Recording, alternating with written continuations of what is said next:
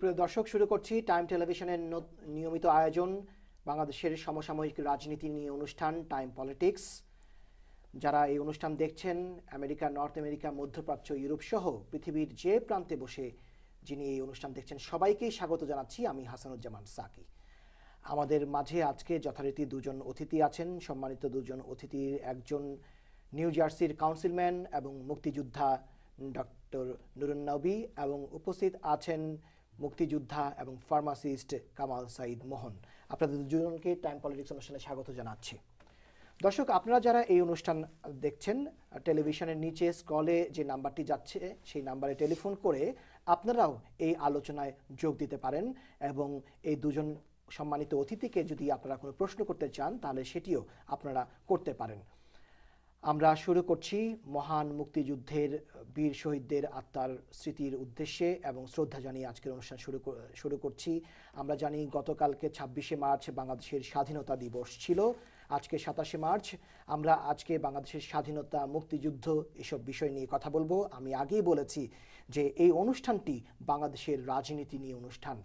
আমরা রাজনীতি নিয়ে, বাংলাদেশের রাজনীতি নিয়ে, বাংলাদেশ সম্পর্কে যে এখানে কথা বলতে পারছি সেটি বলতে পারছি বাংলাদেশের জন্মের কারণে, বাংলাদেশের অভ্যুদয়ের কারণে।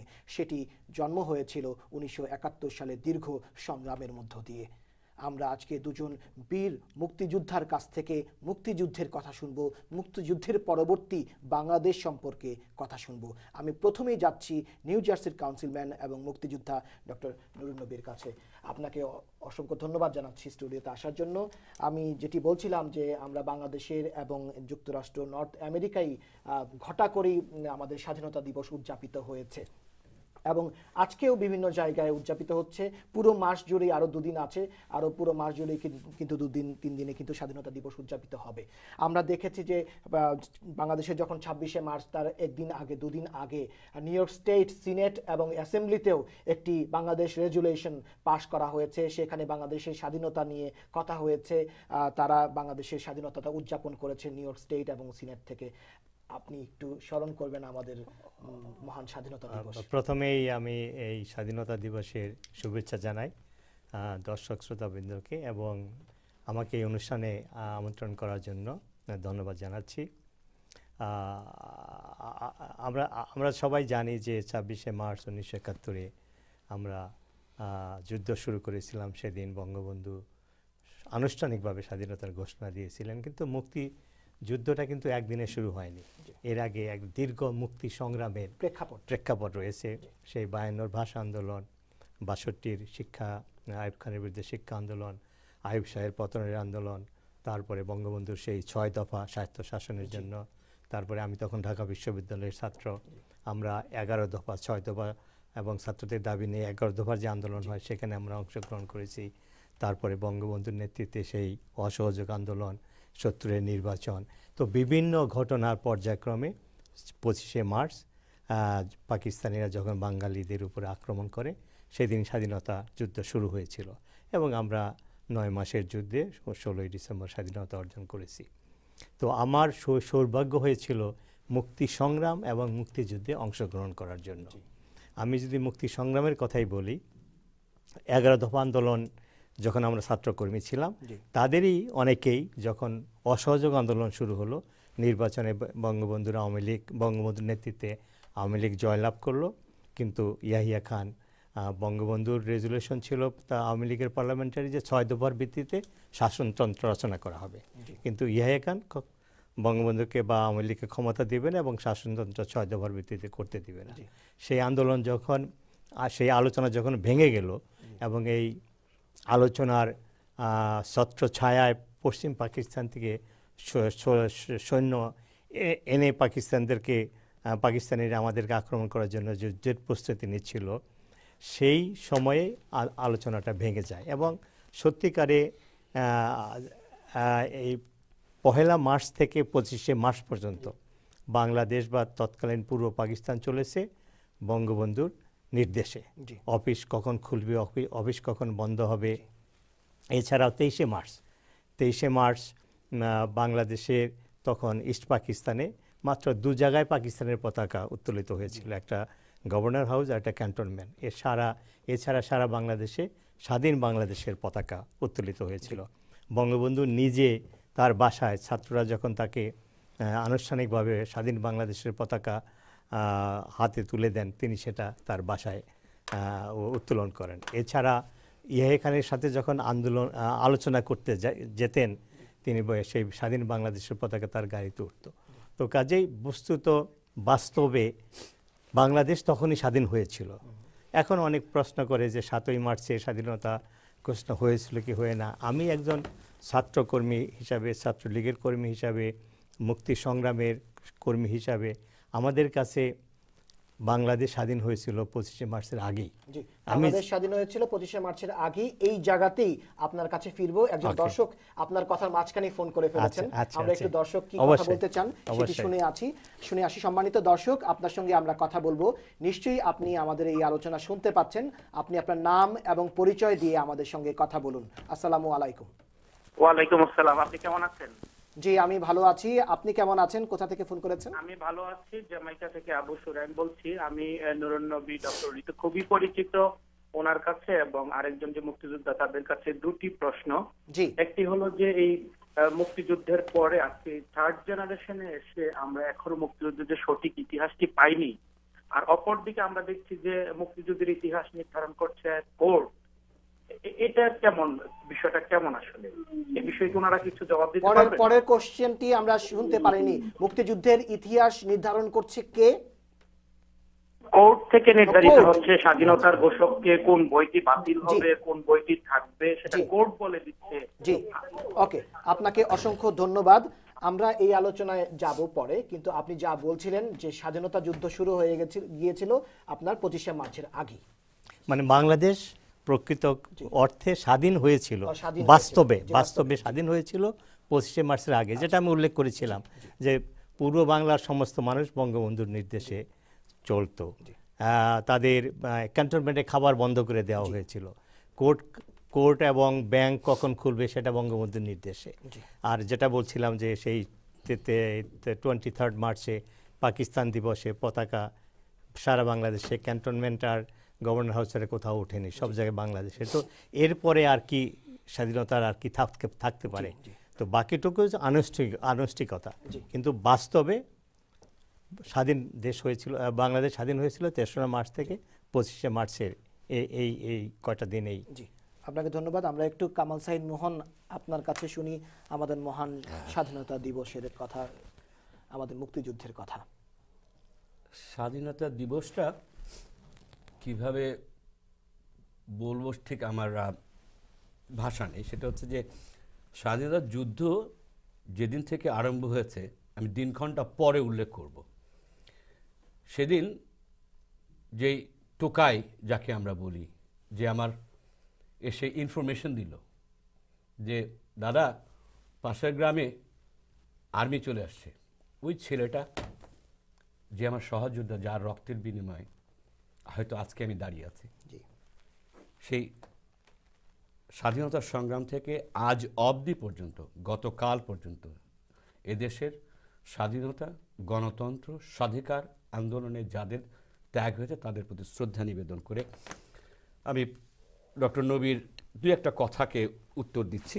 পাশাপাশি দর্শক ভাইয়ের, ওনার নামটা কি জানো? জি, আবু সালাম। আমি সেই বিষয়ে পরে আসবো। আমি একটু জাস্ট সামগ্রিকভাবে আপনি মুক্তিযুদ্ধ সম্পর্কে আপনার অভিজ্ঞতা, আপনার মুক্তিযুদ্ধের সময়কার কথা আমি একটু জানতে চাই। সৌভাগ্য বলবো কিনা জানি না, 69-এর নির্বাচনের আগেই ছাত্রলীগের কেন্দ্রীয় কমিটির, অবিভক্ত ছাত্রলীগের কেন্দ্রীয় কমিটির সদস্য হিসেবে আমার সৌভাগ্য কারণেই কথাটা আমি প্রাক করতে চাচ্ছি। জি, ডক্টর নবী যেটা বলেছেন যে 23শে মার্চে পাকিস্তানের পতাকা, ঠিকই, তবে বাংলাদেশের পতাকাটা প্রথম 23শে মার্চে যেখানে 7টা কন্টিজেন্ট প্যারেড করে, সেই প্যারেডে জাতীয় ছাত্র নেতা নুরুল আলম সিদ্দিকী, আসম আব্দুর রব, শাহজাহান সিরাজ, আব্দুল কদির মাখন যারা স্যালুট নেন অফিসিয়ালি, সেটা 23শে মার্চে ছিল। সারা বাংলাদেশে ওদিনের আগের থেকে আমরা গ্রামগঞ্জে ছবি পতাকাটা ছড়িয়ে দিয়ে, যে পতাকার মাঝখানে 52,000 বর্গমাইলের ছবি ছিল সোনার কালারের, গোল্ডেন কালারে, সেই ছবিটুকু নাই, ভৌগোলিক সীমারেখাটা বাদ দিয়ে এখন যে পতাকার কারণে আজকে ডক্টর নবী এখানে, আজকে আমি এখানে, হয়তো আমাদের সন্তান, আমাদের আগামী প্রজন্ম এখানে, তাদের জন্য কিছু দেওয়ার আছে, কিছু বলার আছে। ধন্যবাদ সাকিব ভাই সুযোগ দেওয়ার জন্য। 26শে মার্চে ডক্টর নবী বলেছেন বঙ্গবন্ধু শেখ মুজিবুর রহমান আনুষ্ঠানিক ঘোষণা দিয়েছেন। কথাটা সত্য নয়, সঠিক নয়, ইতিহাস তার প্রমাণ রাখে। 26শে মার্চে জিয়াউর রহমান প্রথম স্বাধীনতা ঘোষণা করেন কালুরঘাট থেকে, এবং সেদিন আমরা সবাই শুনেছি। তবে হ্যাঁ, ইতিহাস যেটা সত্য সেটাকে অস্বীকার করার জো থাকবে না। বঙ্গবন্ধু শেখ মুজিবুর রহমান স্বাধিকার আন্দোলন ডাক দিয়েছিলেন, 6 দফা আন্দোলনের ডাক দিয়েছিলেন। 6 দফা থেকে আমাদের তদানীন্তন ছাত্র নেতৃবৃন্দের সংগ্রাম পরিষদের নেতৃত্বে 11 দফা আন্দোলন হয়েছিল। ওই 11 দফা আন্দোলন থেকে 23শে মার্চ শাহজাহান সিরাজ ইস্তেহার পাঠ করেন 3রা মার্চে। এটা বঙ্গবন্ধু শেখ মুজিবুর রহমান তখন পর্যন্ত স্বাধীনতা ঘোষণা করেননি। এমনকি আজকে আমার কথা নয়, ডক্টর নবীর কথা আমি ধরবো না, আমি বলবো যে এই লোকটি 7ই মার্চে বঙ্গবন্ধু শেখ মুজিবুর রহমান বক্তৃতা দেওয়াকালীন যখন ওনার পাঞ্জাবি ধরে তার হাতে একটা চিরকুট দিয়েছিল সিরাজুল আলম খান, যদি সম্ভব হয় আপনি অথবা সাংবাদিক বন্ধুরা যারা দেখছেন তাদেরকে বলবো এই ভদ্রলোক আজকে জীবিত আছে, হয়তো কালকে চলে যাবে আমার মতোই। উনি চলে যাওয়ার আগে তাকে ধরে নিয়ে আসেন, তাকে প্রশ্ন করেন কিভাবে শেখ মুজিবুর রহমানকে বারবার তাগিদ দেওয়া হয়েছিল 6ই মার্চ থেকে। তার বাসায় সেদিন আমি ছিলাম, শেখ কামাল আমার বন্ধুবর ছিলেন, ছাত্রলীগের কেন্দ্রীয় নেতা হিসেবে আমি ছিলাম। আমি দেখেছি উনি কি বলেছেন।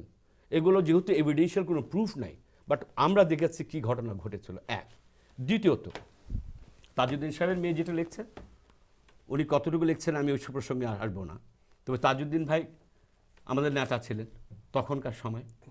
উনিও স্বাধীনতার জন্য আপ্রাণ চেষ্টা করেছেন, শেখ মুজিবুর রহমানকে প্রচণ্ডভাবে চাপ দিয়েছিলেন পুরাপুরি স্বাধীনতা ঘোষণা করার জন্য। সেদিন উনি স্বাধীনতা ঘোষণা দেননি 7ই মার্চে। আচ্ছা, আপনি বঙ্গবন্ধুর ঐতিহাসিক 7ই মার্চের ভাষণটিকে স্বাধীনতার ঘোষণা হিসেবে আপনি বলছেন না, তো আমরা ওটা স্বাধিকার আন্দোলনের ছিল। আমি আসবো সেই জায়গায়। আপনি যখন বক্তব্য শুরু করেছেন তখনই একজন দর্শক ফোন করেছিল, এতক্ষণ একজন দর্শক আমাদের সঙ্গে লাইনে আছেন, সরাসরি আমরা দর্শকের সঙ্গে কথা বলি, তারপরে আবার ফিরছি আপনার কাছে। সম্মানিত দর্শক, আপনার সঙ্গে আমরা কথা বলবো, আপনি আমাদেরকে আপনার নাম এবং পরিচয় দিয়ে আমাদের সঙ্গে কথা বলুন। আসসালামু আলাইকুম। From Canada, I have a question of Dr. Nabi and another guy.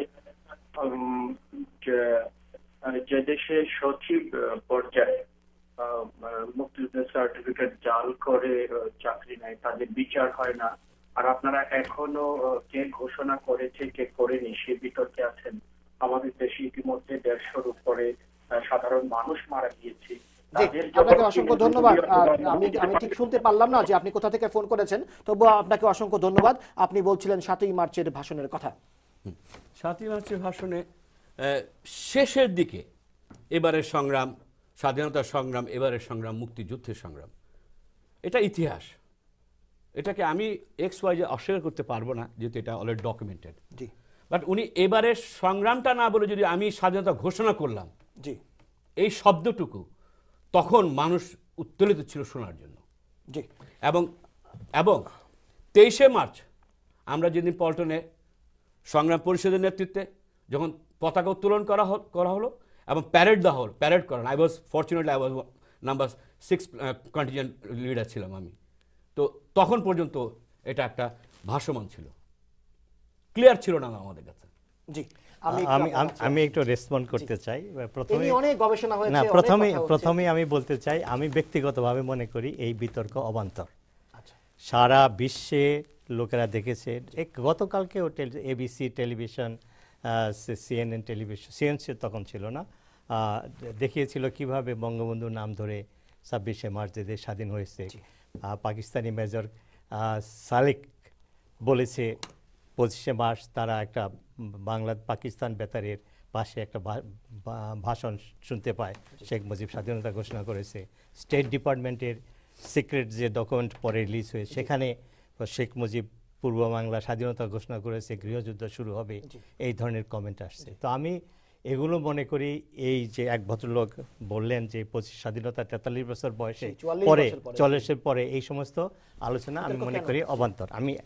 আমি বলবো যে বঙ্গবন্ধু সূর্যের মতো, বঙ্গবন্ধু বাংলাদেশকে স্বাধীন করবে বলেই তার যারা আমরা যারা তার কি বলে অসমাপ্ত জীবনী পড়েছি সেখানে উনি স্পষ্ট করে লিখেছেন পাকিস্তান হওয়ার পরেই উনি ভাবলেন যে পাকিস্তানের কাঠামো বাঙালি স্বাধীনতা অর্জন হবে না, বাঙালি স্বাধিকার বা অর্থনৈতিক মুক্তি আসবে না।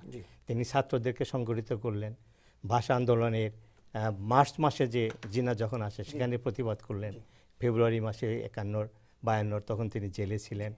তারপরে তিনি আওয়ামী লীগ প্রতিষ্ঠা করলেন, 6 দফা দিলেন, কোথাও কোনো আপোষ করেন নাই, কারণ ওনার লক্ষ্য ছিল বাংলাদেশকে স্বাধীন করা। এখন যিনি লিডার, যিনি জেনারেল, উনি ঠিক করবেন তার কার্যক্রম কি হবে। তা আমরা যদি সংক্ষেপে বঙ্গবন্ধুর সমস্ত কর্মকাণ্ড যদি আমরা পর্যালোচনা করি, তার প্রত্যেকটা ডিসিশন সঠিক ছিল, ঐতিহাসিকভাবে প্রমাণিত হয়েছে। যেমন তাজউদ্দিনের মেয়ের কথায় বঙ্গবন্ধু যখন মার্চ মাসে যখন স্বাধীনতার দিকে আমরা এগিয়ে যাচ্ছিলাম, মুক্তিযুদ্ধে এগিয়ে যাচ্ছিলাম, তিনি বিভিন্ন গ্রুপের সাথে লিয়াজম মেনটেন করতেন, আর্মির সাথে, পলিটিক্যাল পার্টির সাথে, কমিউনিস্ট পার্টির সাথে, ছাত্র সংগ্রাম পরিষদের সাথে। উনি সবার অ্যাডভাইস তিনি নিতেন এবং উনি স্থির করতেন যে কোনটা দেশের জন্য। কারণ অনেক সিদ্ধান্ত যখন উনি 6 দফা দেন, অনেকে বলা হয়েছে এটা সিআইএর একটা প্রস্তাবনা বাংলাদেশের কমিউনিস্ট আন্দোলনকে পিছিয়ে দেওয়ার জন্য, নানান ধরনের অভিযোগ এসেছে। 26শে মার্চ যখন উনি স্বাধীনতা ঘোষণা রেডিওর মাধ্যমে করেছেন, রেকর্ডেড মেসেজ, কালকেও টেলিভিশনে দেখলাম, আমেরিকান টেলিভিশনে। তো যে কথাটা আমি বলতে চাচ্ছিলাম যে বঙ্গবন্ধুর প্রত্যেকটা সিদ্ধান্তই ছিল সঠিক, সেটা পরবর্তীতে প্রমাণিত হয়েছে। তো উনি সবসময় বলেছেন আমরা পাকিস্তানে আমরা মেজরিটি, আমি কেন স্বাধীনতা ঘোষণা করে বিচ্ছিন্নবাদী হব, বায়াপ্রাতে যেটা হয়েছিল। উনি বলছেন যে ওরা বেরিয়ে যাক, যার ফলে তাজউদ্দিন সাহেব যদি বলেও থাকেন যে আপনি এই মেসেজ এটা পাঠ করেন, সিদ্ধান্ত নেওয়ার সুপ্রিম লিডার তো ছিল বঙ্গবন্ধু, উনিই ঠিক করেছেন যে কোনটা হবে। এবং 7ই মার্চের ওই বক্তৃতায় উনি যদি বলতেন যে আমি স্বাধীনতা ঘোষণা করলাম, লক্ষ লক্ষ মানুষ সেখানে মরতে পারত। তো কাজেই কি হতে পারত, কি হয়নি, তার চাইতে যে বাস্তবতা, বাংলাদেশ স্বাধীন হয়েছে, আমরা আজকে স্বাধীন বাংলাদেশ, এবং সেটা সম্ভবই হয়েছে বঙ্গবন্ধুর প্রত্যেকটা সঠিক সিদ্ধান্তে। এখন আমরা যে বিতর্ক সৃষ্টি করেছি, যেমন জিয়াউর রহমানের কথাই আমি বলি, জিয়াউর রহমানকে আমি পার্সোনালি চিনতাম, মুক্তিযুদ্ধের সময় আমি এক টেন্টে এক রাত কাটিয়েছি। তার যদি জীবদ্দশায় তিনি ছিলেন কি মার্শাল অ্যাডমিনিস্ট্রেটর, তারপরে তিনি ছিলেন প্রেসিডেন্ট। উনি জীবিত অবস্থায় ক্ষমতায় থেকে যে সমস্ত দাবি উনি করেন নাই, উচ্চারণ করেন নাই, এখন তার দল বা তার সমর্থকরা সেই সমস্ত কথা উচ্চারিত করছেন, একটা কন্ট্রোভার্সির সৃষ্টি করছেন। তা আমার আবেদন থাকবে নতুন প্রজন্মের কাছে, সঠিক ইতিহাস ইন্টারনেটে আজকে গেলেই পাওয়া যায়। এখানে টক শোতে ওনার সাথে আমি বিতর্ক করলে আমি সত্যকে লুকায়িত করতে পারবো না, মিথ্যাকে প্রতিষ্ঠিত করতে পারবো না, উনিও পারবেন। আমি সেটাই বলছি যে ইন্টারনেটে এই তথ্য প্রযুক্তির যুগে সবই অ্যাভেলেবল, আপনি সার্চ করতে যান। এটা আওয়ামী লীগের কথা না, আমার কথা না, বিশ্ববাসীর কথা, যে কিভাবে দেশ স্বাধীন হয়েছিল এবং কি কি ঘটনার পরিপ্রেক্ষিতে আমরা মুক্তি সংগ্রাম থেকে মুক্তিযুদ্ধে গেলাম, মুক্তিযুদ্ধে কার কি অবদান ছিল, সব কিছু আছে। কাজে আমি মনে করি যে আজকের এই স্বাধীনতা দিবসের এই আলোচনা সভায় আসুন আমরা আলোচনা করি কিভাবে দেশকে আমরা আগিয়ে নিয়ে যাব, কিভাবে আমরা মুক্তিযুদ্ধের চেতনা বাস্তবায়ন করব। মুক্তিযুদ্ধের চেতনা বাস্তবায়ন মানে 4টা পিলার ছিল, একটা হলো মুক্তি, গণতান্ত্রিক শাসন ব্যবস্থা, আরেকটা হলো অর্থনৈতিক মুক্তি এবং অসাম্প্রদায়িক একটা সমাজ ব্যবস্থা। এগুলো কিভাবে আমরা বাস্তবায়িত করতে যাব আজকের দিনে, সেটাই আমি আলোচনা করতে অবশ্যই আমরা স্বাচ্ছন্দ্য বোধ করি। ডক্টর নবী, আমরা অবশ্যই এটি আলোচনা করব। তার আগে একটু সংক্ষেপে যদি, আমরা তো অনেকেই জানি কিংবা যারা জানি না তাদেরকে যদি আপনি একটু আপনার মুক্তিযুদ্ধে আপনি কোথায় ছিলেন, কিভাবে যুদ্ধ করেছেন, বা আপনার ভূমিকাটা কি ছিল, আপনি কোন সেক্টরের আন্ডারে ছিলেন একটু যদি বলেন আমাদের দর্শকদের যারা জানে না তারা আপনার সম্পর্কে একটু। ধন্যবাদ। উনি বলবেন কিনা ধন্যবাদ। আমি এগুলো বলে আমি স্বাচ্ছন্দ্য বোধ করি। আমি 5টা বই লিখেছি এর উপরে, ইংরাজি বাংলাতে, মুক্তিযুদ্ধের ইতিহাস। আমি যেটা বলছিলাম, আমি মুক্তি সংগ্রামের কর্মী ছিলাম এবং মার্চ মাসে আমরা অসহযোগ আন্দোলনের সার্বক্ষণিক কর্মী ছিলাম। এফএসএলের আমি ছাত্র ছিলাম। আমরা ছাত্রলীগ, ছাত্র ইউনিয়ন মিলে প্রবেদের 15-20 জন ছাত্র।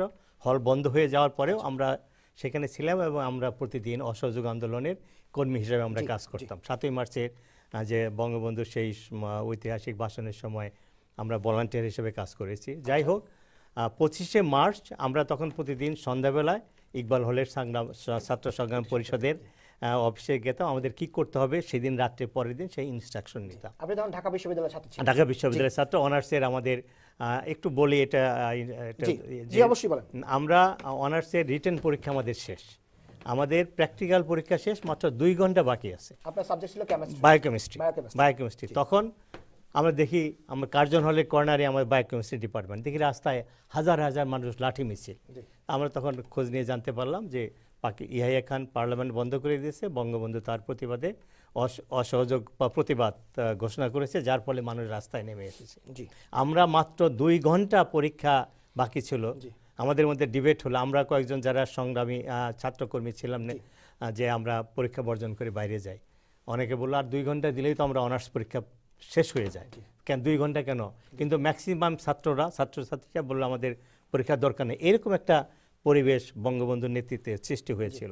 আমরা ক্লাসরুম থেকে বেরিয়ে মিছিলে জয়েন করলাম। যাই হোক, 25শে মার্চ যখন আমরা দিনের বেলায় গুজব শুনছিলাম, আলোচনা ভেঙে গিয়েছে। আমরা সন্ধ্যার সময় যখন ইকবাল হলে গেলাম, তখন আমাদেরকে বলা হলো ইয়াহিয়া খান ক্যান্টনমেন্ট থেকে এয়ারপোর্টে চলে গেছে, পাকিস্তানি আর্মি আজকে নামাবে, তোমাদেরকে শাহবাগ হোটেলের সামনে ওই ইউনিভার্সিটি ঢোকার ওইখানে ব্যারিকেড করতে হবে। তখন ওইখানে শাহবাগ হোটেলের সামনে মুসলিম কনভেনশন, মুসলিম লীগের অফিস তৈরি হচ্ছিল দোতলার। কনস্ট্রাকশনের অনেক ম্যাটেরিয়াল ছিল, ইট সুরকি ইত্যাদি। ওগুলো দিয়ে আমরা জিন্নাহ হলের বস্তি, ওই পিছনে বস্তি ছিল, বস্তির থেকে 50-60 জন লোক নিয়ে আমরা 15-20 জন ছাত্র কর্মী আমরা ওইখানে ব্যারিকেড তৈরি করছিলাম। রাত 12:15 বা 11:30টার দিকে শাহবাগের যে তখন পানির ফোয়ারা ছিল, ওইখানে একটা আর্মির কনভয় আসলো। আমাদের কাজের হইচই দেখে ওরা থামলো, তারপরে যাচ্ছিল সোজা দক্ষিণে। আমাদের দিকে তখন হেডলাইট অন করে দেখলো যে আমরা ওখানে ব্যারিকেড তৈরি করতেছি, সাথে সাথে আমাদের ওখানে গুলি করে। আমি সেই সময় ফুটপাতে দাঁড়িয়েছিলাম, আমি জাম্প করে নর্দমার মধ্যে পড়ে যাই। তো ওইখানে আমাদের অনেক সহকর্মী মারা যায়। তো এইভাবেই 25শে মার্চে, হ্যাঁ সেই 25শে মার্চ এইভাবে শুরু হলো। আমি তো ওখান থেকে দৌড়িয়ে এলিফ্যান্ট রোডের মাঝামাঝি আমার এক কাজিনের বাসায়, সেখানে যাওয়ার পরে শাহবাগ, তারপরে পিলখানা, তারপরে কি বলে পুলিশ ফাঁড়ি, পুরানো ঢাকা বিশ্ববিদ্যালয়ের চারদিকে আগুন এবং গোলাগুলির শব্দ, মনে হলো ঢাকা শহর একটা নরক।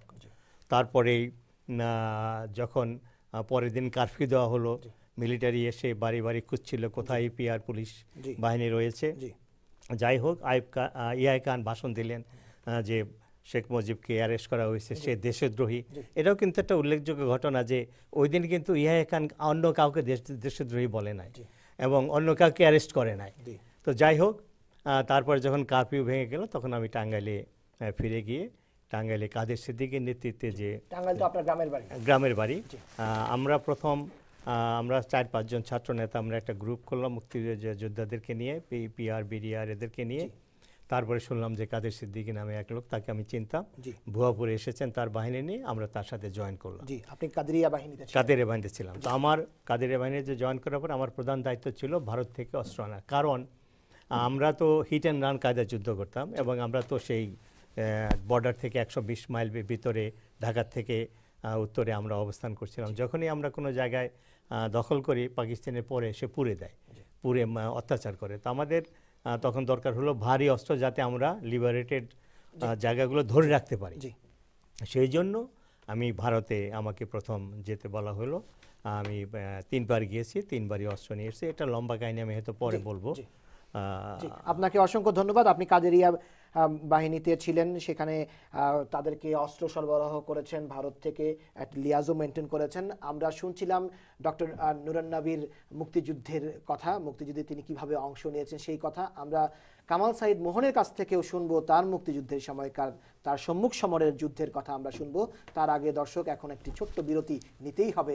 আপনারা যারা এখনো আছেন তাদেরকে অনুরোধ করছি সঙ্গে থাকার জন্য। আমরা ছোট্ট একটি বিরতির পর ফিরে আসছি।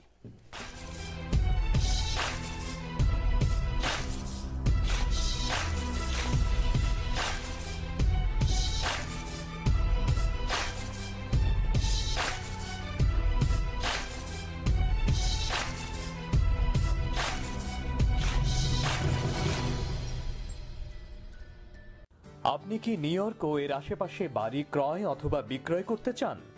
বিশ্বস্ত রিয়েলটর খুঁজছেন? আমরা এই ব্যাপারে আপনাদের সহায়তা করতে পারি।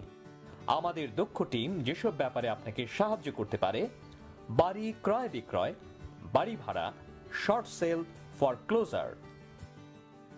যোগাযোগ Mainul Islam R&J New York properties Inc, 2595 Stanway Street, Astoria, New York 11103. Phone 718-888-0229. Cell phone number 917-535-4131. Mayuria banquet hall and restaurant যুক্তরাষ্ট্রে বাংলাদেশি মালিকানায় সর্ববৃহৎ পার্টি হল। বিয়ে, জন্মদিন, কনভেনশন, সেমিনার, সুইট 16 সহ যে কোনো অনুষ্ঠানে বুকিং দেবার আগে অবশ্যই একবার ভিজিট করুন ময়ূরিয়া অভিজাত ব্যাংকুয়েট হল অ্যান্ড রেস্টুরেন্ট। 100% হালাল খাবার। ইফতার পার্টির জন্য আমরা বুকিং নিয়ে থাকি। এছাড়াও বাংলাদেশি আয়োজনে যে কোনো অনুষ্ঠানের জন্য 30% ছাড়। ধর্মীয় অনুষ্ঠান, ফান্ডরেজিং, সামাজিক সাংস্কৃতিক অনুষ্ঠানেও রয়েছে বিশেষ ডিসকাউন্ট। বাংলাদেশি ও ইন্ডিয়ান মুখরোচক খাবারের স্বাদ নিন Mayuria banquet hall and restaurant, making your memorable moment more gorgeous and remarkable. আপনি কি নিউ ইয়র্ক ও এর আশেপাশে বাড়ি ক্রয় অথবা বিক্রয় করতে চান? বিশ্বস্ত রিয়েলটর খুঁজছেন? আমরা এই ব্যাপারে আপনাদের সহায়তা করতে পারি। আমাদের দক্ষ টিম যেসব ব্যাপারে আপনাকে সাহায্য করতে পারে: বাড়ি ক্রয় বিক্রয়, বাড়ি ভাড়া, শর্ট সেল, ফর ক্লোজার। যোগাযোগ Mainul Islam R&J New York properties Inc, 2595 Stanway Street, Astoria, New York 11103. Phone 718-888-0229. Cell phone number 917-535-4131.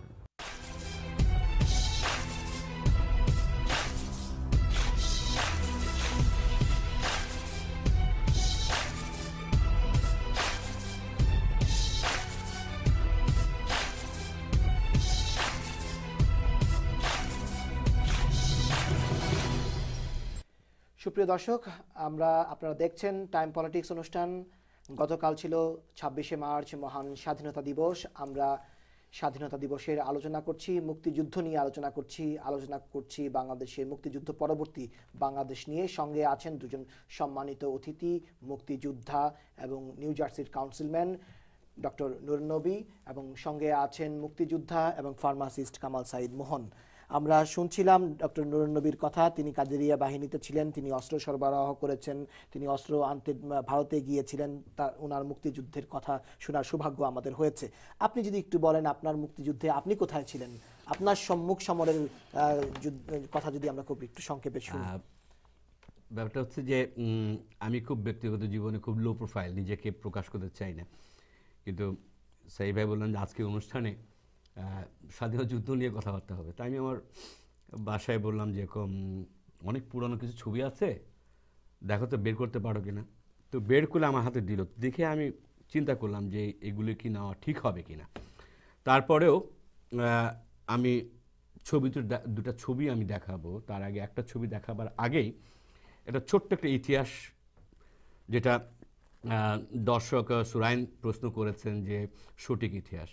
তখন ছাত্রলীগ তখনও, বা আমি বলছি যে 1 মার্চের আগে ছাত্রলীগের হাইকমান্ড থেকে 128 জনের একটা কমিটি আর কি একটা ঠিক করা হলো যে এই কজন তারা আর্মি ট্রেনিং দিবে অন্যদেরকে। তো তার মধ্যে আমাকে সিলেক্ট করা হলো, বিকজ তখন আমি অলরেডি ইউটিসি মানে কমান্ডেন্ট ছিলাম, unit commandant. So I have a quite আর্মসের উপরে ট্রেনিং আছে মাইন্ডটা নিয়ে।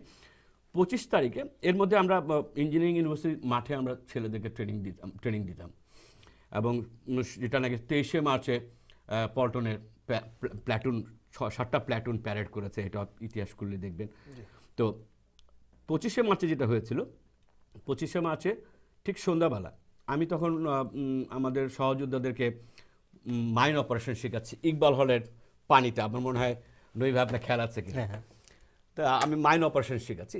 প্রায় সন্ধ্যা হয় এমন সময় খসরু ভাই চলে আসলেন, মন্টু ভাই চলে আসলেন, ওই যে মোস্তফা হোসেন মন্টু যুবলীগের প্রেসিডেন্ট, তারপরে শাহজাহান সিরাজ আর রব ভাই এসে বললেন যে উঠো, গেট আপ। তো সবাই তো দৌড়ে উঠলাম, কী ব্যাপার? বলে যে আর্মি অলরেডি ক্যান্টনমেন্ট থেকে বেরিয়ে আসছে, তো আমরা শেখ সাহেবের বাসায় যাব। কেন? শেখ সাহেবকে ওনাকে বাসা থেকে বের করে নিয়ে আসতে হবে। তো দুইটা ছোটো মাইক্রোবাস আর একটা ব্লু কালার একটা টয়োটা গাড়ি ছিল। তো সবাই আমরা উঠলাম ওটার মধ্যে। I was the youngest among all, youngest বলতে দ্য লিডারদের গোছের মধ্যে। তো শেখ সাহেবের বাসায় যাওয়া হলো। ওনাকে আমি শর্ট করে বলি, আমি কোনো রকম মিথ্যার মানে মিথ্যা কথা বলবো না। আজও আসম আব্দুর বেঁচে আছেন, শাহজাহান সিরাজ বেঁচে আছেন, তাদেরকে প্রশ্ন করলে এই উত্তরটা আমার থেকে বেশি আপনারা জানবেন। সেদিন শেখ সাহেব আসলেন না, আমরা পরে চলে আসলাম। আমাদেরকে বলা হলো ঠিক আছে, যদি ক্র্যাকডাউন করে তো নেক্সট ডে আমরা কেরানীগঞ্জে মিট করব। 26শে মার্চে জিয়া রহমানের ভাষণ ও ততক্ষণ পর্যন্ত রাত্রেবেলা গভীর হয়ে গেছে। 25শে মার্চ রাত্রে চলে গেছে। আমরা তখনও শঙ্কিত যে আমরা কী করবো, we don't have any direction. National leader হিসেবে আমরা কোনো ডিরেকশন, আমরা হতবিম্বত অবস্থায়, আমরা কোনো ডিসিশন নিতে পারছিলাম না। তো যাই হোক 25শে মার্চে আমার ফাদার ঢাকা ইউনিভার্সিটির প্রফেসর ছিলেন, নুরুল হিসাবে স্যার টিচার ছিলেন। তো সেই সুবাদে ইকবাল হলের পাশের বিল্ডিংয়ে 20 নম্বরের 3 তলায় ইকবাল হলের দিকে মুখ করা, আমার পশ্চিমের মুখ করা বাসায় ছিলাম। তো আমি ওখান থেকে সরাসরি পরের দিন মানুষের লাশ সেই গুলিস্তান পর্যন্ত পার হয়ে আমি আমার বাবা আমার ভাই বোনরা আগেই আমরা দেশে পাঠিয়ে দিয়েছিলাম। ওখান থেকে গিয়ে স্বাধীনতা সংগ্রামে গিয়ে যোগ দিই। একটা ছবি আমি দেখাবো,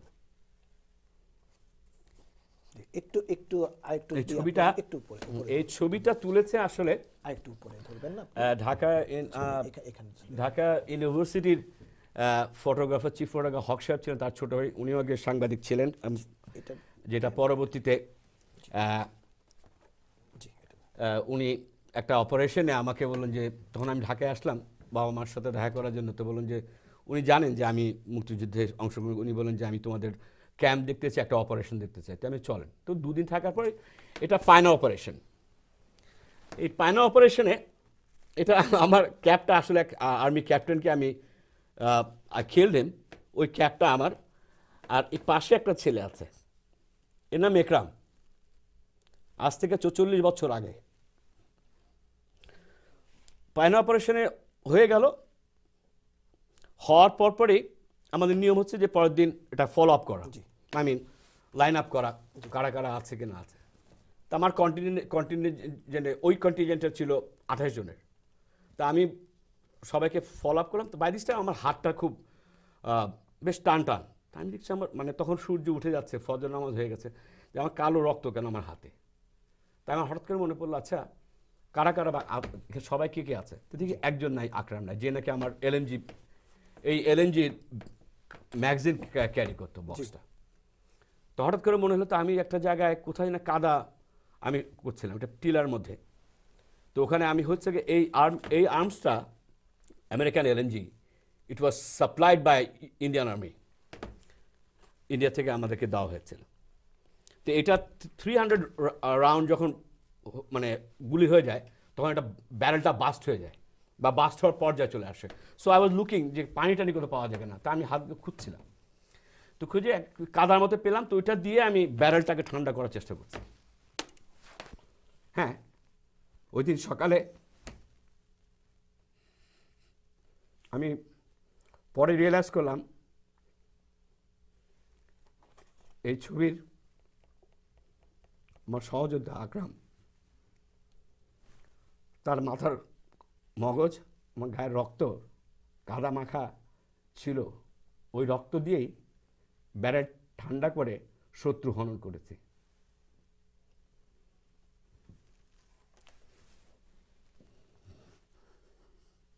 44 বছর পরে দর্শক সুরাইন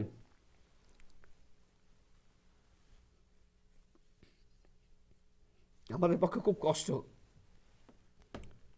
যখন দেখি জাতিকে বলছে মুক্তিযুদ্ধের পক্ষে, মুক্তিযুদ্ধের বিপক্ষের শক্তি। ডক্টর নবী একটা কথা বলেছেন যে আমাদের সময় এখন কিছু দেওয়ার, দেশকে, জাতিকে ঐক্যবদ্ধ করার। এই 44 বছরের মাথায় এসে যখন দেখি মুক্তিযুদ্ধের পক্ষে বিপক্ষে, তখন আমার চোখের সামনে একটা জিনিস ভেসে ওঠে। যে ছেলেটার বয়স ছিল 7 কি 8, যে এসে বলে যে ভাইজান পাশের গ্রামের ওই পারে পাকরা আইছে, that means he save my life. ওই ছেলেটা কি মুক্তিযুদ্ধ করেনি? যে মা, আমি যাকে চিনিও না, যাদের বাড়িতে ছিলাম সে কেরানীগঞ্জে, শুনলো যে পরের দিন পায়না অপারেশন হবে, যে ছবিটা, তো উনি যায় না মাঝে, তাই বললো যে আমি মাই বলতাম যে মা আমরা তো যাব সকালে, আপনি শুয়ে পান না কারণ, না বাবা আমি যায় না মাঝে আছে, তোমাদের জন্য দোয়া করি। এই মহিলা কি মুক্তিযুদ্ধ ছিলেন না? ইনি কি মুক্তিযুদ্ধ ছিলেন না? তাহলে কোন কারণে আজকে পক্ষে বিপক্ষে? This is a politics, simple, to divide the nation. একটা জাতিকে বিভক্ত করার, একে দুর্বল করার যত শক্তি, পক্ষে বিপক্ষে কি? পৃথিবীর কোন দেশের ইতিহাসে লেখা আছে 40-50 বছর পরে যে পক্ষে বিপক্ষে? Just show me, any historian can show me a single word, আমার যত জ্ঞান আছে। আমি একটু বলি। জি অবশ্যই ডাক্তার। প্রথম প্রশ্নকারীর জবাবে বলছি, বাংলাদেশের মুক্তিযুদ্ধ ছিল একটা জনযুদ্ধ। উনি যেভাবে বলছিলেন যে এই যুদ্ধে আবাল বৃদ্ধ বনিতা সবাই সাহায্য করেছে, এবং তার সাক্ষী হলাম আমরা টাঙ্গাইল মুক্তি বাহিনী। আমরা 16,000 মুক্তিযোদ্ধা ভিতরে ছিলাম, আমাদের কোনো সাপ্লাই লাইন ছিল না। আমাদেরকে খাইয়েছে, পরিয়েছে, প্রোটেকশন দিয়েছে বাংলাদেশের মানুষ। এবং আমাদের মুক্তি বাহিনীতে যেটা বলছিলাম, রাজনীতিবিদ, ছাত্র, শ্রমিক, কৃষক, পুলিশ বাহিনী, মিলিটারি বাহিনী সবাই ছিল। তো আমি ওনার ব্যাপারে একটু মন্তব্য করতে চাই যে স্বাধীনতার 44 বছর পরে মুক্তিযুদ্ধের পক্ষে বিপক্ষের এই প্রশ্ন, বিতর্ক কেন? কারণ হলো এটা বাস্তবতা। আমি বঙ্গবন্ধুকে হত্যার পরে যে সরকার ক্ষমতায় আসে, জিয়াউর রহমানের কথাই বলি, উনি একজন মিলিটারি ডিক্টেটর ছিলেন। বাংলাদেশে তখন হয়তো গত 8 না 9 কোটি লোক ছিল। এদের ভিতর কি একজন লোকও ছিল না রাজাকার ছাড়া প্রধানমন্ত্রী বা সিনিয়র মন্ত্রী বানানোর জন্য? শাহজিউর রহমানকে উনি প্রধানমন্ত্রী করলেন। আলিম, বগুড়ার আলিম, যিনি মুক্তিযোদ্ধাদেরকে মেরে আমাদের মা বোনকে অত্যাচার করে স্কোয়ারের ভিতরে শোপিস করে রেখেছিল, তাদেরকে উনি মন্ত্রী বানিয়েছিলেন। তাহলে তো মুক্তিযুদ্ধের পক্ষে বিপক্ষে তো ওইখান থেকে শুরু। তারপরে গোলাম আজম, জামাতে ইসলাম আমাদের বিরুদ্ধে রাজনৈতিকভাবেই শুধু বিরোধিতা করে নাই, তারা যুদ্ধ করেছে। আল বদর, আল শামস, এরা মুক্তিযুদ্ধের বিরুদ্ধে, আমাদের বিরুদ্ধে তারা যুদ্ধ করেছে। সেই গোলাম আজমকে বাংলাদেশে আনা হলো, নাগরিকত্ব দেওয়া হলো, এবং জামাতে ইসলামের তাকে আমির নির্বাচিত করা হলো। তখন জামাতের 17 জন 18 জন ছিল এমপি, তার মানে 6.6%। পার্লামেন্ট হলো সার্বভৌম, 6.6% আমাদের সার্বভৌমত্ব এর অধিকারী বা নেতা ছিল এক পাকিস্তানি নাগরিক, পাকিস্তানি পাসপোর্ট ধরা নাগরিক। তো এই যে শুরু হয়েছিল বিভাজন, কারণ দুনিয়ার কোথাও মুক্তিযুদ্ধের পরাজিত শক্তি ক্ষমতায় এসে মন্ত্রী হয় নাই, তারা তাদের গাড়িতে পতাকা ওড়ে নাই, তারা রাষ্ট্রপতি নির্বাচিত হয় নাই। তো কাজেই যে ধারাবাহিকভাবে এটা শুরু হয়েছিল, তারপরে যুদ্ধ অপরাধীদের বিচার এখন চলছে। সেই যুদ্ধ অপরাধী যারা কনভিক্টেড যুদ্ধ অপরাধী হিসাবে, 20 দলের মিটিংয়ে তাদের কি বলে পোর্ট্রেট বা ছবি দেওয়া হয় যে তারা হলো রাষ্ট্রীয় কি বলে ওটাকে রাষ্ট্রবন্দী। তারপরে 20 দলের নেত্রী উনি বলেছেন যে এরা হলো সব রাজনৈতিক বন্দী, যারা যুদ্ধ অপরাধে আইসিটি দ্বারা অভিযুক্ত মৃত্যুদণ্ডপ্রাপ্ত বা তাদেরকে রাজবন্দী বলছেন উনি। হ্যাঁ, রাজবন্দী বলছেন। একজন দর্শক আছেন টেলিফোনে, আমরা দর্শকের সঙ্গে কথা বলি, আবার ডক্টর নুরুল নবী আপনার কাছে ফিরবো। ঠিক আছে। জি, সম্মানিত দর্শক, আপনি আপনার নাম এবং পরিচয় দিয়ে খুব সংক্ষেপে আমাদের সঙ্গে কথা বলুন। আসসালামু আলাইকুম। হ্যালো হ্যালো, দর্শক শুনতে পাচ্ছেন? হ্যালো, জি, যা বলছিলেন লাইনটি ওটা কেটে গেছে। আচ্ছা, তো আমি যেটা বলছিলাম যে বাংলাদেশের যুদ্ধটা ছিল জনযুদ্ধ, এবং সেখানে কিভাবে সবাই পার্টিসিপেট করেছে আমার সৌভাগ্য হয়েছিল সেটা দেখার।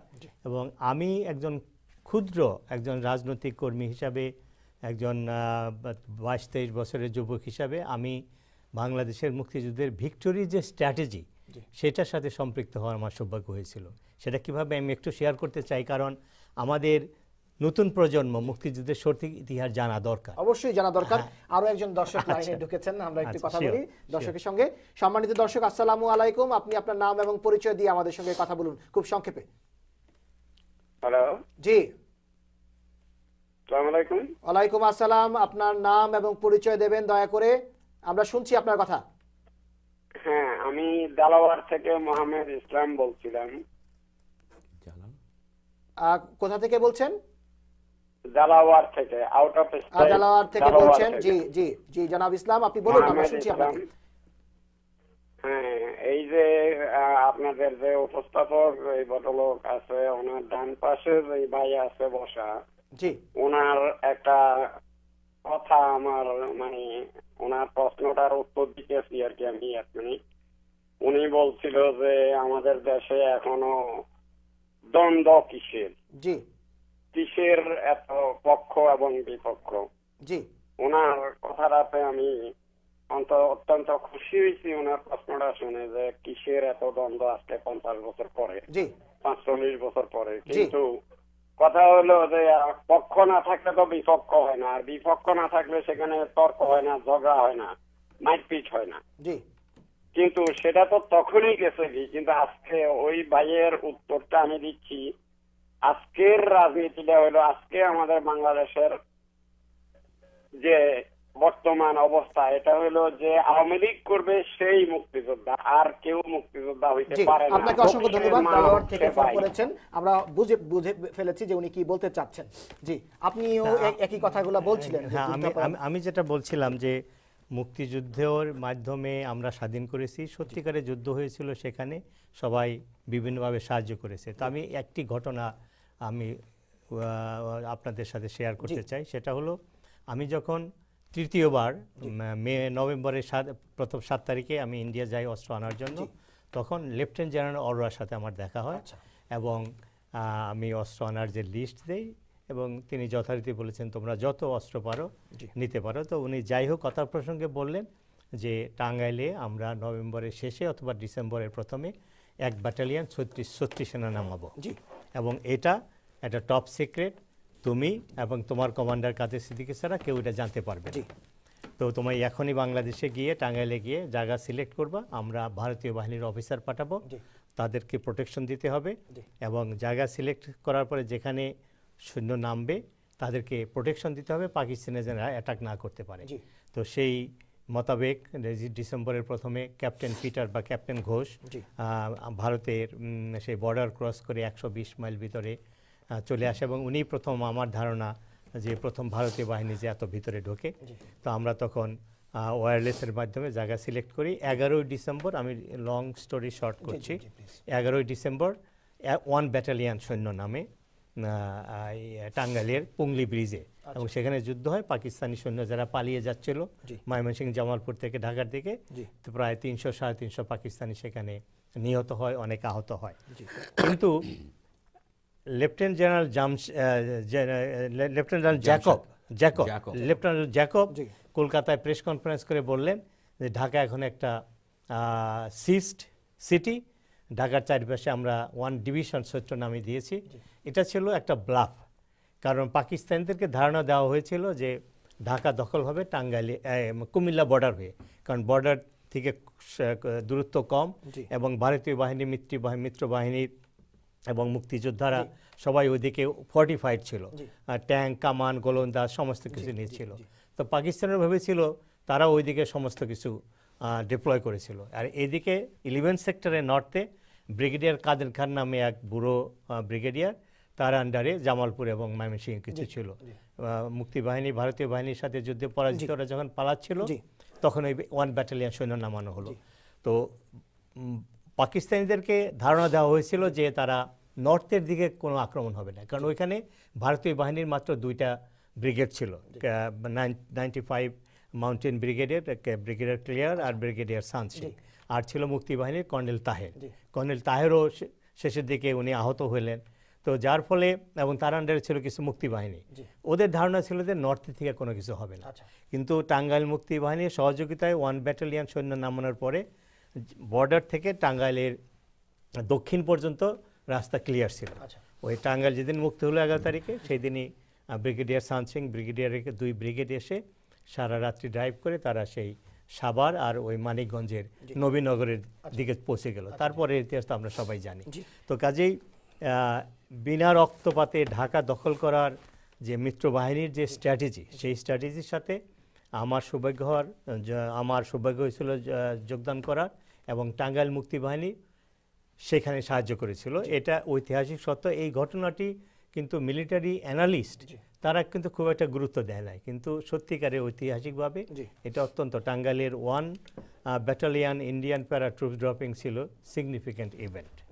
আমি দুটি প্রশ্ন আমি একটু বলতে চাই, দুটি প্রশ্ন খুব সংক্ষেপে, আমাদের হাতে খুব সময় কম, কারণ একটি মুক্তিযুদ্ধের ইতিহাস, মুক্তিযুদ্ধ নিয়ে আপনারা কথা বলছেন 1 ঘন্টার একটি অনুষ্ঠানে, সেটি কোনোভাবেই কভার দেওয়া সম্ভব না। তারপরেও সময়ের কথাটি আমাদের চিন্তা করতে হবে, আমাদের এত অভিজ্ঞতা দুজনের। হ্যাঁ জি, তো আমি একটু খুব সংক্ষেপে জানতে চাই, যিনি দর্শকটি আসলে এই প্রশ্নের করেছেন, তারপরে আমি কয়েকটি বিষয়ে বলতে চাই। সেটি হচ্ছে যে আপনি বলেছেন যে 7ই মার্চ আপনি ভলান্টিয়ার হিসেবে কাজ করেছেন সেই রেসকোর্স ময়দানে।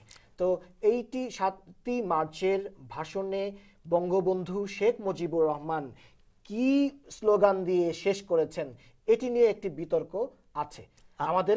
আমি এখনই জবাব দেই। আমি একটু জানতে চাচ্ছি যে যেটি আমরা শুনি সেটি উনি জয় বাংলা বলেছেন, কিন্তু আমরা আবার এটিও দেখেছি যে আমাদের মুক্তিযুদ্ধের যে উপসর্বাধিনায়ক ভার্সাল মার্শাল একে খন্দকার, তিনি বলেছেন জয় পাকিস্তানও বলেছেন। আপনি একটু আমাদেরকে বলবেন? আমি আমার স্মৃতি এখনো বিস্তৃত হয়নি। সেখানে বঙ্গবন্ধু স্পষ্ট বলেছেন এবারের সংগ্রাম স্বাধীনতার সংগ্রাম, এবারের সংগ্রাম মুক্তি সংগ্রাম, এবং জয় বাংলা বলে শেষ করেছেন। এটা হলো ঐতিহাসিক ঘটনা, এগুলো রেকর্ড আছে। তারপরেও আমি তর্কের খাতিরে যদি বলি, উনি যদি বলে থাকে যে জয় পাকিস্তান, যেটা অনেকে বলার চেষ্টা করছে, সো হোয়াট? যিনি অলরেডি পূর্ব পাকিস্তানকে স্বাধীন রাষ্ট্র হিসাবে পরিচালনা করছেন, যিনি 7ই মার্চে পাকিস্তানের লিডার অব দি হাউস বলছে এবারের সংগ্রাম স্বাধীনতার সংগ্রাম, এরপরে কি আর কিছু বলার থাকে? উনি 19শে মার্চ বাঙালি আর্মি অফিসাররা জয়দেবপুরে বিদ্রোহ ঘোষণা করেছে। তো এই সমস্ত ঘটনা অ্যানালাইসিস করলে এগুলো হলো একাডেমিক ডিসকাশন এবং রাজনৈতিক উদ্দেশ্যে এগুলো বলা হচ্ছে। তার কারণটা কি? যেমন আমি নিজেই, আপনি প্রশ্ন হয়তো করবেন, আমি নিজেই বলছি যে বঙ্গবন্ধু বাংলাদেশের প্রথম রাষ্ট্রপতি না, জিয়াউর রহমান নাকি প্রথম রাষ্ট্রপতি। এই কথাগুলো এই জন্যই বলা হচ্ছে যে একটা বিতর্ক সৃষ্টি করে বাংলাদেশের যে বর্তমান পরিস্থিতি, স্বাধীনতার 40 বছর পরে, আমি 2 সপ্তাহ আগে ঢাকায় ছিলাম, একটা কি বলে পেট্রোল বোমে লোক মারা যাচ্ছে, ককটেলে মানুষ মারা যাচ্ছে, স্বাধীন বাংলাদেশের সাধারণ নাগরিক, তারা কোনো পার্টি না। তো এই সমস্ত ঘটনা থেকে যাতে আলোচনাটা অন্যদিকে যায়, সেই জন্য ইচ্ছাকৃতভাবে এই বিতর্কগুলো সৃষ্টি করা হচ্ছে। কিন্তু এগুলো তোপে ঢুকবে না। স্বাধীনতার যে ইতিহাস রয়েছে, আমি আগেই বলেছি যে ইন্টারনেটের মাধ্যমে আপনি যে কোনো তথ্য। কামাল সাঈদ মোহন, আমি খুব সরাসরি প্রশ্ন করি, কারণ হচ্ছে যে আমাদের হাতে সময় একদম নেই। 44 বছর পরে আমাদেরকে কেন শুনতে হবে যে বঙ্গবন্ধু শেখ মুজিবুর রহমান তিনি বাংলাদেশের রাষ্ট্রপতি ছিলেন না, কিংবা তখন যে অস্থায়ী রাষ্ট্রপতি তিনি না, জিয়াউর রহমান বাংলাদেশের প্রথম রাষ্ট্রপতি? আমাদেরকে কেন 44 বছর পর শুনতে হবে যে আমাদের স্বাধীনতার যিনি ঘোষণা করেছেন কিংবা স্বাধীনতার ঘোষণা যিনি পাঠ করেছেন সেটি বঙ্গবন্ধুর পক্ষে বা দেশের পক্ষে যেভাবেই হোক, তিনি ছিলেন বাংলাদেশের একজন রাজাকার। জিয়াউর রহমানকে রাজাকার হিসেবে আখ্যায়িত করা হচ্ছে। অন্যদিকে বঙ্গবন্ধুর ৭ই মার্চের ভাষণের পর তিনি জয় বাংলা বলেছেন, যা না জয় পাকিস্তান বলে শেষ করেছেন। ব্যাপারটা হচ্ছে এই বিষয়গুলো ৪৪ বছর পর আমাদেরকে কেন শুনতে হবে? উনি জয় বাংলাদেশ বলেছেন না বাঙালি বলছেন না জয় বাংলা বলেছেন না জয় পাকিস্তান বলেছেন, এটা আলোচনার বিষয়বস্তু হওয়া উচিত নয়। এটা ইতিহাস তার সঠিকভাবে এটা প্রকাশিত হবে। তবে আমি একটা ছোট্ট ছবি দিয়ে আরম্ভ করছি। এই ছবিটা আপনি ডক্টর নবী নিশ্চয়ই জানেন। হ্যাঁ, আমি ছিলাম, পেছনে ছিলাম এখানে। উনি কিন্তু ডক্টর নবী এই মিছিলের পিছে ছিলেন, কারণ আব্দুল কদ্দুস মাখন আমাদের নেতা ছিলেন। না আপনি বোধহয় আরেকটা ভুল করছেন। ও আচ্ছা আচ্ছা আচ্ছা, এটা হচ্ছে আমি ছবিটা দেখাচ্ছি। ছাত্রলীগের প্যারেড হচ্ছে স্বাধীনতার ঠিক পরে কনভেনশনে। মাঝখানে হচ্ছে যিনি স্বাধীনতা পতাকা উত্তোলন করেছিলেন আসম আব্দুর রব, আর এর পাশে আছেন শাহজাহান সিরাজ, যিনি নাকি ইশতেহার পাঠ করেছেন, স্বাধীনতা ইশতেহার। আর ইনি হচ্ছেন শহীদ নুরুল আম্বিয়া, এখন যিনি ইউনিভার্সিটিতে আছেন। ইনি হচ্ছে তখনকার মুনির ভাই, উনি জেনারেল সেক্রেটারি ছিলেন স্বাধীনতার পরে, জাস্ট ইমিডিয়েট পরে। হ্যাঁ, আমি তখন এফএসএল ছাত্রলীগের প্রেসিডেন্ট। হ্যাঁ বলছি, এই মিটিং এ ছিলাম। তো আমি এই পিছের ছবিটা হচ্ছে কি নাম, জাসদ নেত্রী। হ্যাঁ, এখন এই ছবিটা দেওয়ার উদ্দেশ্যটা কি আমি দেখাচ্ছি, কেন আমি অনেকগুলো ছবি থেকে এখানে সম্ভবত আপনি এখানে, আমি তো বলে চাই লো প্রোফাইল, আমি সামনে আছি। এনিওয়ে, এটা হচ্ছে যে ছাত্রলীগের সম্মেলন দুই জায়গায় হচ্ছিল, একটা পল্টনে, একটা সরারদিতে। পল্টনে নেতৃত্ব দিচ্ছিলেন আসম আব্দুর রব, আর সরারদিতে দিচ্ছিলেন নুর আলম সিদ্দিক, মাখন ভাই বেসরম সিদ্দিক। তুমি পিতা, তুমি মাতা, তোমার সন্তান দুটি, তুমি কার কাছে যাবে? দুজনকে একত্রে রাখবে না দ্বিধা বিভক্ত করবে, বিভাজন করবে? শেখ মুজিবুর রহমান তখন এই ছাত্রলীগের নেতৃত্বে ছাত্রলীগের অনুষ্ঠানে না এসে সেদিন মুজিববাদী ছাত্রলীগের অনুষ্ঠানে গিয়ে হাজির হয়। ওখানে গিয়ে বলছেন, যেদিকে তাকায় সব চোরের দল। দিস ইজ শেখ মুজিবুর রহমান, যিনি স্বাধীনতার পরপরই তার সৃষ্ট, তার জন্ম দেওয়ার বলতে গেলে ছাত্রলীগকে দ্বিধাবিভক্ত করেছেন। তখন থেকে জাতি দ্বিধাবিভক্ত আরম্ভ হয়েছে। জাসদের সৃষ্টি, জামাত আজকে এত ব্যাপক জনগোষ্ঠী সমর্থন পাওয়া, এই ব্যর্থতা আওয়ামী লীগের নয়, এই ব্যর্থতা অন্যান্য রাজনীতিবিদদের নয়। এই ব্যর্থতা কেন আমরা বলবো সে রাজাকার অমুক, যেখানে আপনার নেতা, আমার নেতা, স্বাধিকার আন্দোলনের নেতা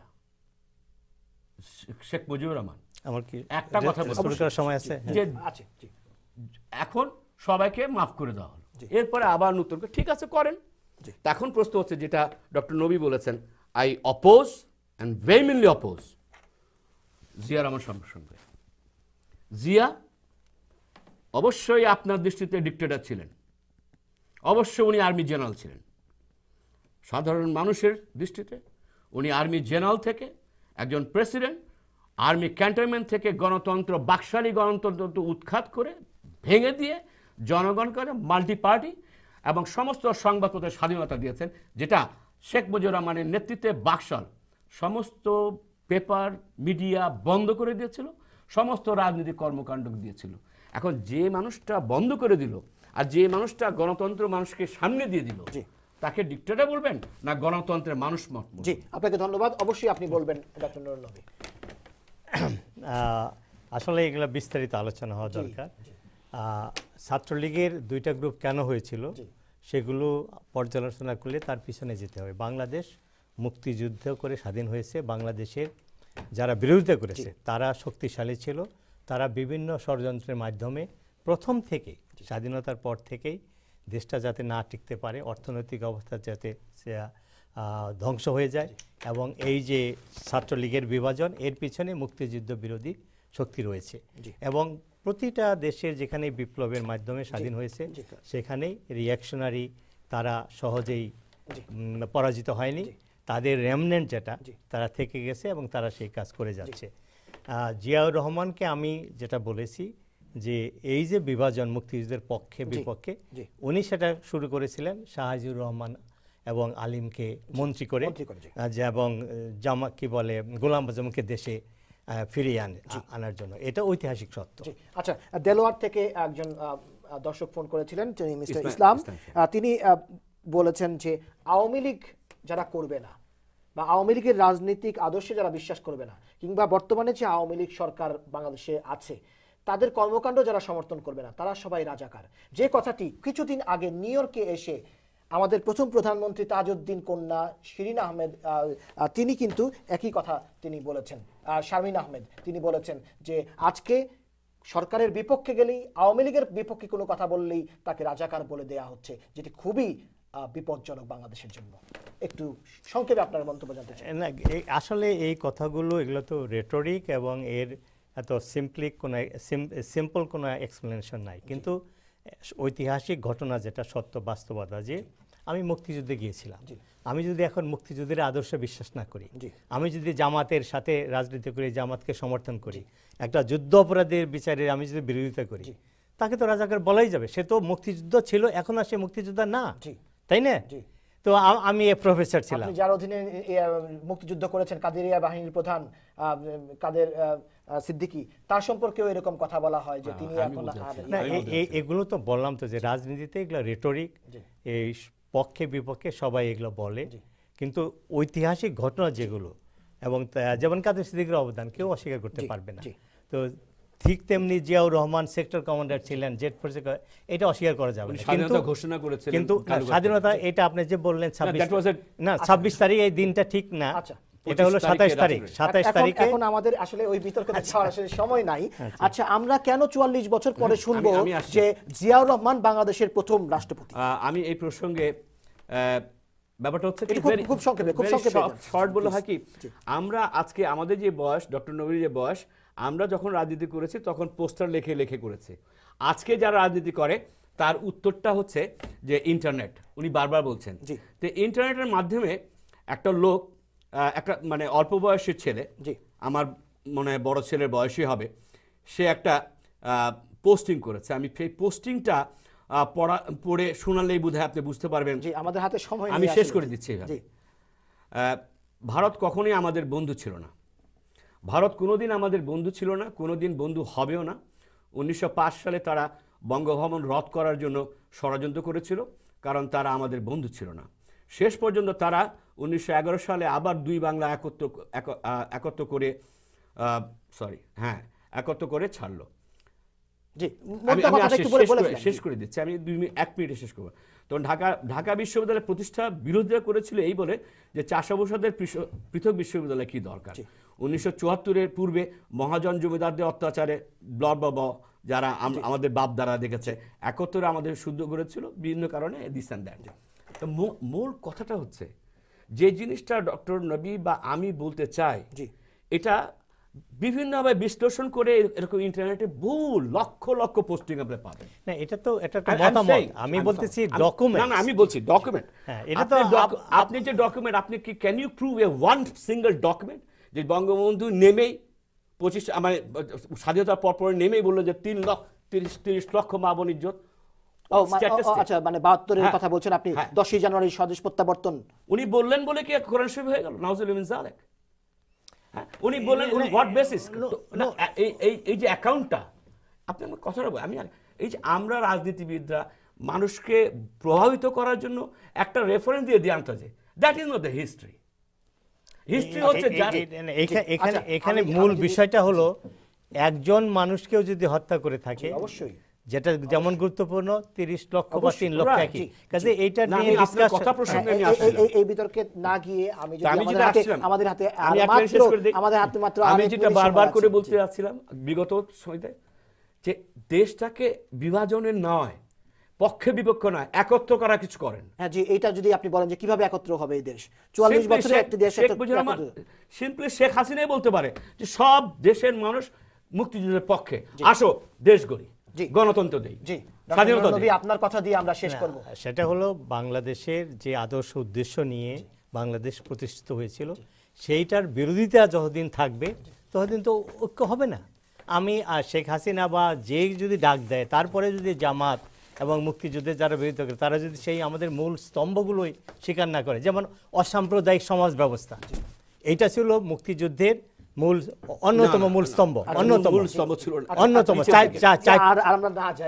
সেকুলারিজম বলতে ওইটা বোঝায়। তো সেইটা যদি কেউ বিরোধিতা করে, যেমন জামাত সেটা অ্যাকসেপ্ট করবে না, বলে কোরআন হাদিসের সুন্নাহর ভিত্তিতে, তাহলে তো এক হবে না। আদর্শের ঐক্য হলেই ঐক্য। মুক্তিযুদ্ধের বিরোধিতা করেছে পাকিস্তান, মুক্তিযুদ্ধের বিরোধিতা করেছে বাংলাদেশেরও কিছু মানুষ, তাদের এখন কিছু দল মানুষ, তাদের বিচার হচ্ছে। আপনি কি মনে করেন যে এই যুদ্ধাপরাধীদের বিচার যদি শেষ হয়ে যায় তারপরে এই বিতর্ক শেষ হয়ে যাবে বাংলাদেশে? আমি তাই মনে করি। জি, আমরা শেষ করি। কার্ল মার্কস ডায়ালেক্টিক্স আপনি নিশ্চয়ই জানেন, সেখানে বলা আছে সমাজতন্ত্র প্রতিষ্ঠিত হওয়ার পরেও সেখানে দুই পক্ষের যুদ্ধ থাকবে, মানুষে যখন শেষ হয়ে যাবে প্রকৃতির সাথে মানুষের। জি, সুতরাং এটা শেষ হওয়ার নয়, এটাকে শেষ করার জন্য যা দরকার একটা লিডারশিপ। জি, হয়তো শেখ হাসিনা পারবে না, হয়তো খালেদা জিয়া পারবে না, বা আগামী প্রজন্ম আসছে, আমি থাকবো না, আগামী প্রজন্ম সেটা নেতৃত্ব দেবে। অবশ্যই আগামী প্রজন্ম সেই নেতৃত্ব দিক। আমাদের 44 বছরের যে ইতিহাস, সেই যে ইতিহাস নিয়ে আমাদের নানা ধরনের বিতর্ক রয়েছে, সেই বিতর্কগুলো আর থাকবে না।